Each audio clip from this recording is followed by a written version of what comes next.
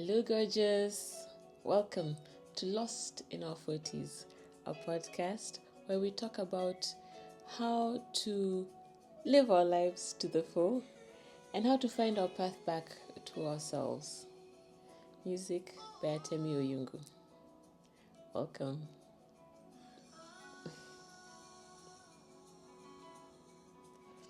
Today, we are talking about assertiveness.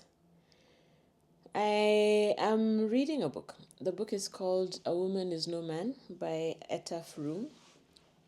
And I find it very poignant.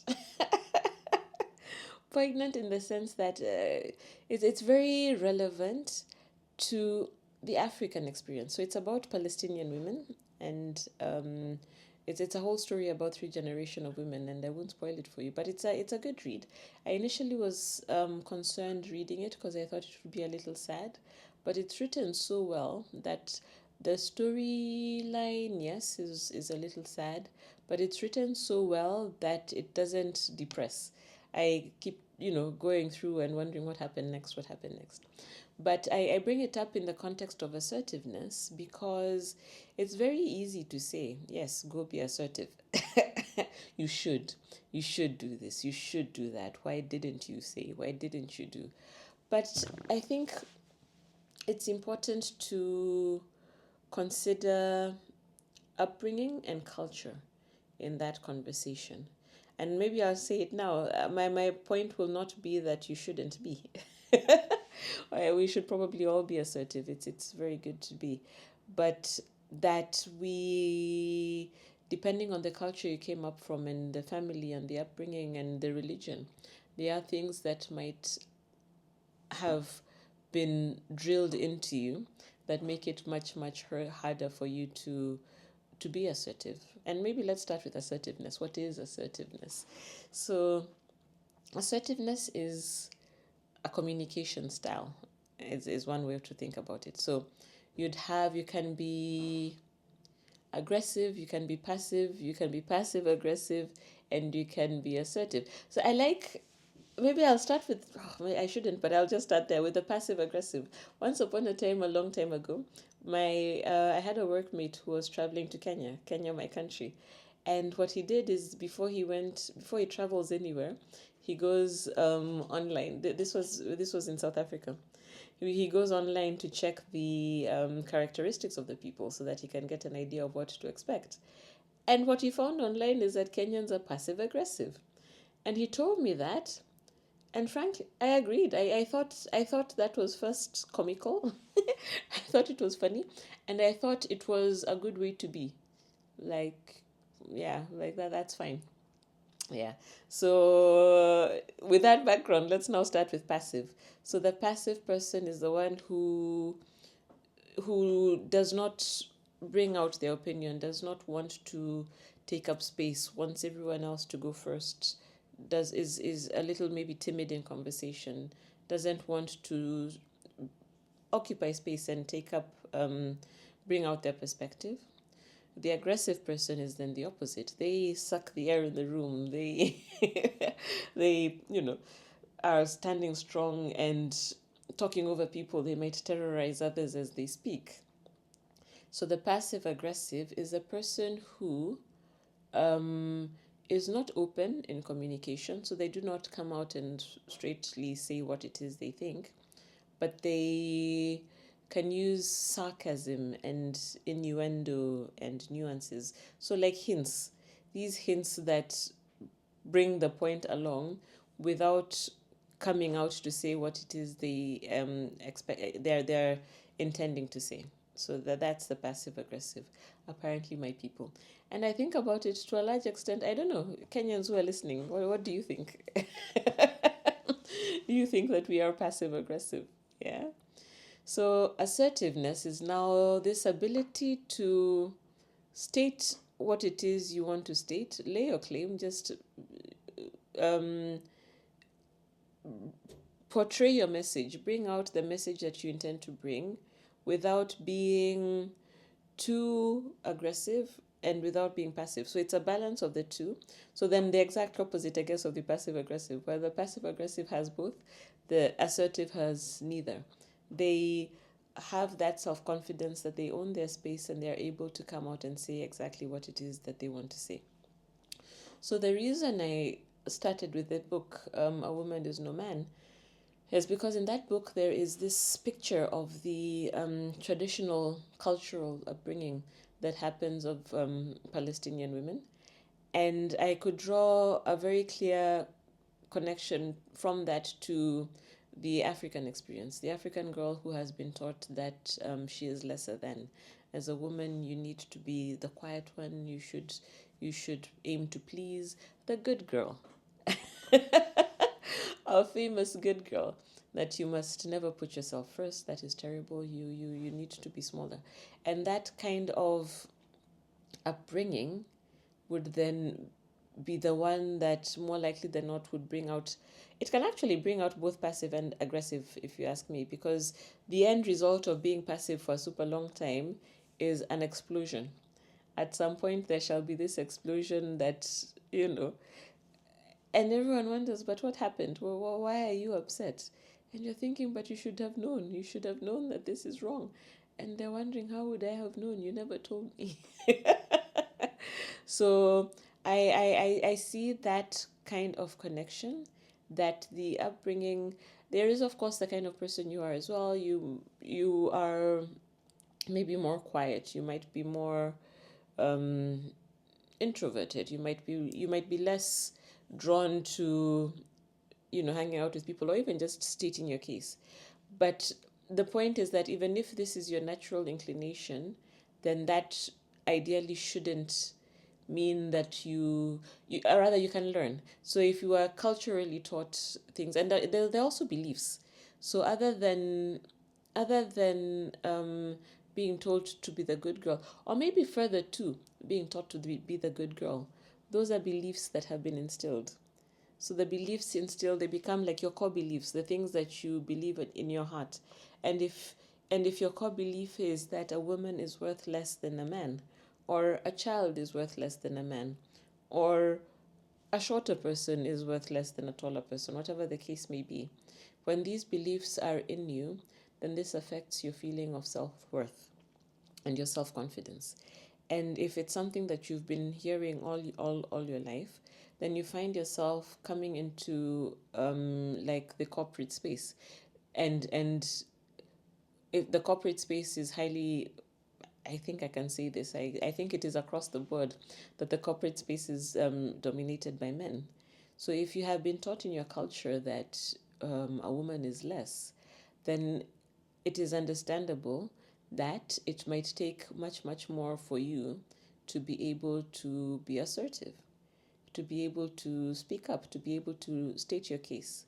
And I am highlighting this again, not to get anyone off the hook, but to understand that there is then, in such a case, a little more work to do. And the work, as I always say, starts with noticing. So the acknowledgement that there are times when I do not feel like I can speak, and if I do feel that I can speak, I feel uncomfortable. Is that the right word? If I speak, it could be I could speak from the passive perspective, because I do not feel like I should be speaking. The aggressive perspective, because I don't believe they'll listen to me anyway, so I'll just throw it at them. The passive aggressive, just throwing small hints. Do you really want to have the meeting at lunchtime? That is passive aggressiveness. Instead of coming out and saying, I do not want to have the meeting at noon or at 1 or at 2 or at 11 or whatever time it is you eat your lunch, and you can explain, because that is my lunchtime, then you throw these subtle hints, which don't in themselves make, I mean, the passive aggressiveness, the comments are not in themselves scathing. I mean, the whole point of couching it in niceness is to try and come out better. But because it leads to so much confusion, the people listening to you might not really understand what it is you're trying to say, because you were not clear. Do you really want to have the meeting at lunchtime? And the person doesn't eat lunch and is like, but yeah, wondering why you brought up lunch. Are you hungry? Are you on a diet? So point being that that form of communication then doesn't work. So what do you do? What do you do if you find yourself having been brought up in a culture that taught you that you were less, taught you that you shouldn't speak, taught you that you and it could be, again, it's not just the culture, it could be many things. There could be many circumstances that surround it. How do you recognize your beliefs? Because this one of being worthless is like a belief. If you think that like I had this belief that any kind of disagreement must result in conflict. A belief, again. So for me, I had to go to therapy. It was my therapist who one day asked me, but why? And I was like, oh. Do you mean it is possible to hold different views and that the situation doesn't crumble into wars? I said, yeah, and that's the point of being assertive, because being assertive is also like drawing your boundaries. So if in the example of the meeting at lunchtime, then you can say, I do not have meetings during my lunch break, and that is my lunch break. So you see, that is clear. First of all, that is a clear boundary that has been set, and it is not attacking anybody. There is no attack. There is no reason for anyone to come back on the defensive, unless maybe there is. They wouldn't be defensive if they really want to have the meeting at that point. They might then try to convince you to change your boundaries in that particular case, or it's possible to have the meeting later. So the idea with assertive conversation is that it's balanced. It doesn't leave people. I wanted to say it doesn't leave people feeling bad, but then I think I should also say that we are not responsible for how people feel. How people feel has to do with a whole rack of things in their life experience. So that is why one message can hit different people differently. And so if you are speaking within your truth, yeah, and you're being respectful and you're being firm, then that is assertive conversation. And if the other person has a history in their background that says that someone telling you no means something wrong, then that is for them to deal with.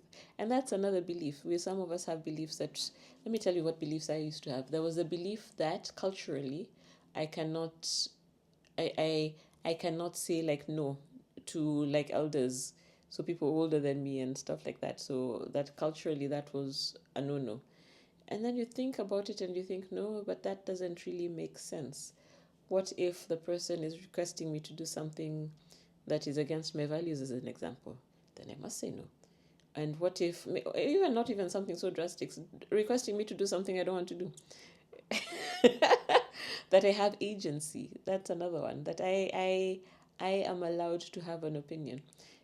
That I am an independent person. I can tell where my I start and end. That my perspective and my worldviews and beliefs are not necessarily those of everyone else. I can sit down and decide that this is what I want to do and this is my delineation, and that I have a right to do that. So can I think of another one? A belief I had on assertiveness was that conflict, I think, was a really big one, that I thought it must lead to conflict. I thought, what else was keeping me from being assertive? I didn't know that the term existed. I didn't understand that there was a communication style that was different from the other three, passive aggressive and passive aggressive, because I have been all of them. I have been all three.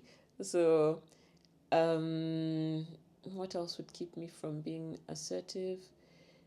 I think the lack of boundaries. Have I mentioned that? So, not having set boundaries for myself, not having sat down with myself to understand that this is fine for me, this is not fine for me.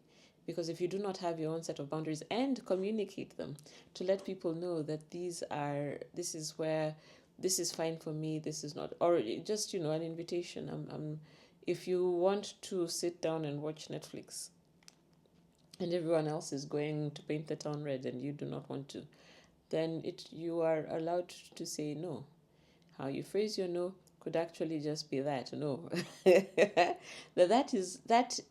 that there's someone, maybe in such certain contexts people would consider that aggressive, but I think that we should have much more than that. But you can also just put it as, I am not available for that. You do not need to explain to anyone what you're doing. You do not need to go beyond that. You're just not available for it. If you want to explain, you can. But the point is that your time doesn't belong to other people. If you want to sit home and watch Netflix, that's fine. That's okay. That's setting your own boundaries, that you maybe need to charge your own batteries. You realize that going out to the town will drain you, and you want to just be home and cozy. You're allowed to do that. And it's practicing small things like that that enable you to live this more fully. And like, if you have, again, it's an example I use somewhere else, but having things to do, maybe, because the other thing, if all you ever do is what other people have brought to you, then you yourself don't really have an experience of what you prefer and what you want to do. So discovering that can also help you in setting boundaries, because now you understand that this is it. Questioning beliefs, I think that is a super fundamental one. And for me, this starts even from church, religion. A lot of us were brought up in a certain religion, we were born in a family that practices a certain faith, and have never questioned it. We found things going this way, and that's fine. And I don't by this mean changing your faith, but just having questions. Because questions would then make you move deeper into what you already believe, because then you're trying to get a better understanding of it.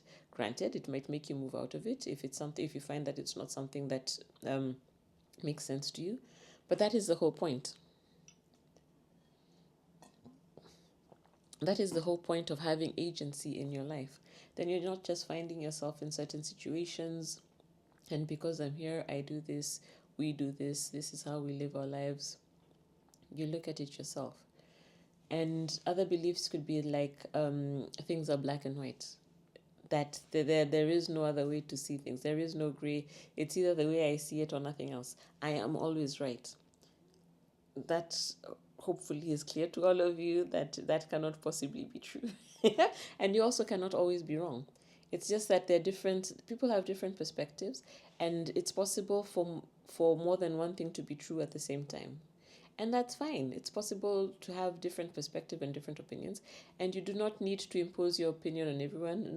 Not everyone needs to impose their opinion on you, and that's the point again in communication. It's an exchange of ideas. So it's not a manifesto that you're trying to bring everyone over across to. Not necessarily. Another belief could be what was that? Black and white. That it can be like a worldview. If you have this worldview that everyone is against you, everything is going to be terrible, then you carry that into conversations and you become a little smaller, because nothing is going to go right anyway. Not even necessarily smaller, you can become bigger, you can become huffed up, because nothing is going to go right anyway. So why do I need to do things in this way, or why do I need to have this conversation? So these underlying little things that, and emotions, actually, that's a very good one. A very good one is emotions. That the emotional experiences that we've had when we've had situations that we did not let the emotions move through, we blocked them. Something was happening that we did not like, so we resisted it and we blocked it, and we said, no, this I do not want. I do not want this experience. And because of that emotion then becomes stuck in your body, and it starts coloring your perspective of life. So if the emotion that was stuck in you was anger, you might then be easily irritated by anything that happens. For you, the glass is half empty, because it's a bit of a negative perspective. So the glass is half empty, and you're upset at the person who left it there. Yeah. So so these are things that factor into assertiveness. So that's really my message here, that I think it's not fair to leave the conversation at, you should be assertive. that there's so much more that happens in the background that affects people and why they speak and why they do not speak and how they speak. That is why I'm having this conversation to give a perspective and to give tools. Here we said, looking at these things that we've just been discussing can help you understand where you are in terms of communication styles, and then help you see what you need to work on, whether it's the beliefs, whether it's in anything about, whether it's the boundaries. So things about you that you can also put some effort into, so that then we're not stuck. Because they say it's not, what happened to you is not your fault. So if the culture that you were brought up in said that your worth was less than that of a man, or that of anyone else for that matter, if that was the kind of environment that you were brought up in, that is not your fault. But then it's your responsibility to take charge of your life. It's your responsibility to live your life to the fullest, to the best of your ability. And so if it means finding means and crooks of working your way out of that rut, then so be it. Well, that's all I had for you today. We shall soon have not book report. What do you call it? A book review on that book by what's her name? Etaf Room. A Woman Is No Man. So when I'm done with it, I shall put that up probably next week. And what else? The blog posts. I haven't put in. I don't have a more recent one since the last one, which was about yoiking and the Sami people of northern, not just Sweden. It's northern Sweden, Finland, Russia, and Norway. So that region of the world, it's called Sapmi. That is where they live. So if you want to read about that, go over to lostinourforties.com. Thank you for spending your time with me. I fully, fully appreciate you. Thank you for joining me on this journey. And feel free to reach out at any point. The address is shiro@lostinourforties.com. Thank you. Bye-bye. Music by Atemi Oyungu. Content and production by me, Shiro. Get in touch at lostinourforties.com.